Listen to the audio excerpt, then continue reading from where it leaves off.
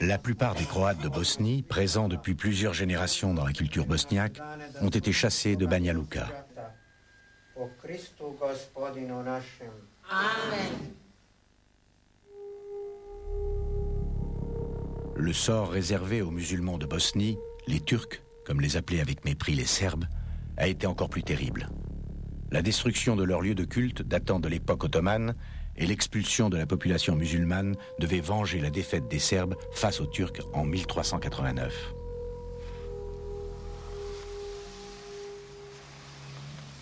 À cet endroit se trouvait autrefois la célèbre mosquée Feradia, édifiée en 1579, dynamitée par les Serbes en 1992.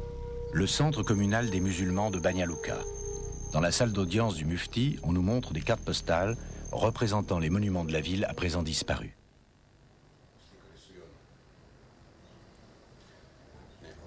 U ovom gradu, prije ovog rata, bilo je 16 džamija, koje su nastajale. Avant la guerre, il y avait 16 mosquées, construites au cours des 5 derniers siècles. Miniranje, spaljivanje, uništavanje. Les musulmans bosniaques de Banja Luka, qui avaient survécu aux tortures, aux mauvais traitements et aux provocations, ont dû se résoudre à partir après les bombardements et la destruction de ces mosquées. Napuštali ovaj grad. To etničko čišćenje nad 90% de mes fidèles ont été victimes du nettoyage ethnique. C'est ce qu'on appelle un génocide.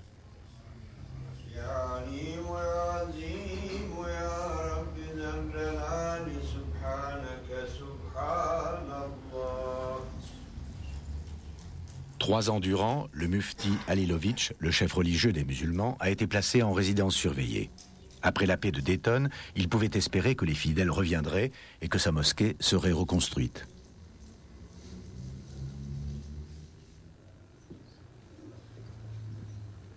Mai 2003, la salle de prière du centre islamique. Le mufti qui nous avait reçus il y a 7 ans est décédé. Son successeur n'est pas joignable.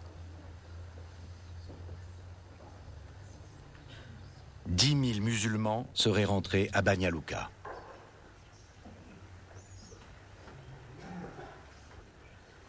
Dans un coin, des restes de la mosquée dynamitée. Personne ici ne peut nous donner de renseignements sur la reconstruction de la mosquée historique de Feradia.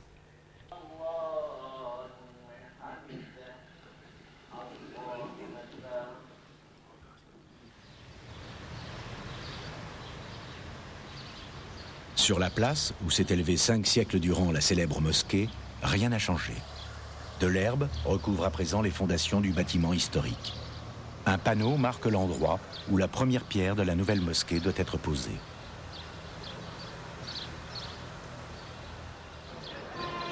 « 7 mai 2001, cérémonie de la pose de la première pierre. La télévision de la Republika Srpska filme l'événement. Des scènes d'un espoir déçu. » Le chef religieux des musulmans de Bosnie, le raïs El Ulema, a fait le déplacement depuis Sarajevo. Uvažene dame i gospodo, eminencije, ekscelencije, cijenjeni prijatelji. Svi smo mi potomci Ademovi ili Adamovi. Hélas, son message œcuménique ne parvient pas jusqu'aux Serbes. De nombreux musulmans sont venus en quart de toute la fédération pour assister à la cérémonie. Les musulmans de Bosnie s'étaient battus des années pour leur mosquée. Les Serbes de Bosnie empêchaient sa reconstruction jusqu'à ce que celle-ci soit ordonnée par le gouvernement et la communauté internationale. Hommes politiques, diplomates et dignitaires ecclésiastiques ont fait le déplacement pour assister à la cérémonie. Alors que le raïs pose la première pierre, les Serbes bosniaques sont de plus en plus violents.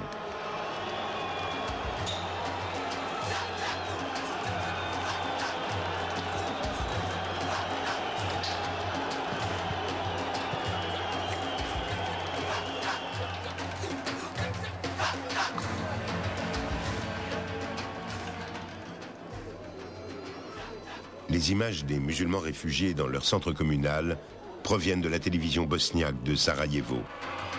Les scènes prises depuis le camp des agresseurs ont été tournées par des caméramens serbes. Le chaos régnera pendant 6 heures. La police serbe ne montrera guère d'empressement à contenir la foule et à sortir les invités d'honneur d'une situation embarrassante.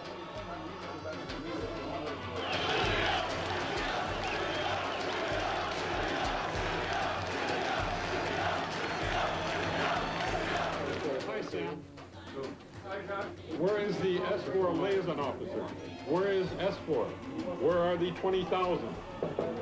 Le représentant des Nations Unies, l'Américain Jack Klein, demande le renfort de l'ASFOR, qui ne libérera les hommes politiques qu'après une attente interminable. Bilan de ce 7 mai 2001, des dizaines de blessés dont l'un mourra des suites de ses blessures. La reconstruction de la mosquée, signe de la réconciliation tant souhaitée par les musulmans, n'est toujours pas à l'ordre du jour. La reconstruction de la cathédrale serbe n'avance pas non plus. Elle devait être un manifeste de pierre d'un État serbe ethniquement pur.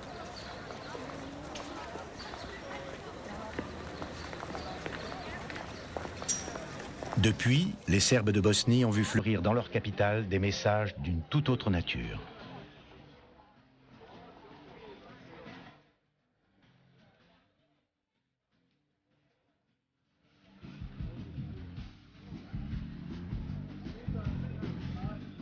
À Belgrade, on ne chante plus seulement des chansons nationalistes, mais également des chansons critiques, comme celle du poète et chanteur serbe Đorđe Balašević.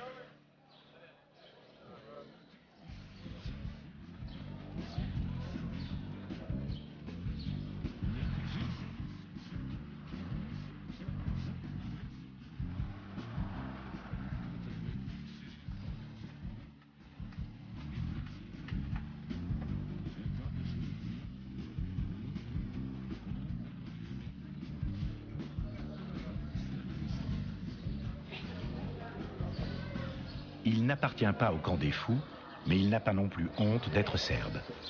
Željko Kopanja est journaliste et n'hésite pas à critiquer son pays.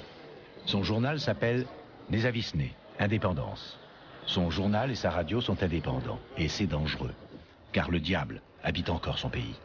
Le diable, ce sont les extrémistes alliés à la mafia. Un attentat à la bombe a gravement blessé Željko Kopanja. Je me suis réveillé à l'hôpital.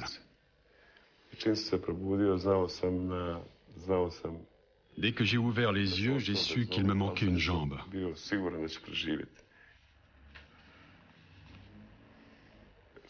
J'ai aussi eu la certitude que j'allais survivre. J'éprouvais un sentiment de bonheur lorsque je flottais entre la vie et la mort. Par la suite, j'ai été heureux d'apprendre qu'il n'avait pas tué les journalistes, qu'il n'avait pas tué le journal, et que celui-ci était finalement paru.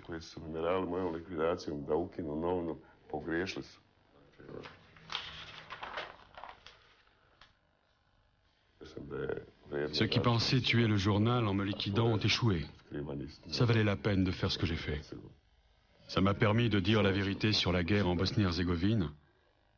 Et seule la vérité permettra aux gens d'ici de vivre normalement. Son quotidien tire à 15 000 exemplaires et est vendu dans tout le pays. Plus de la moitié des exemplaires est vendu au sein de la fédération.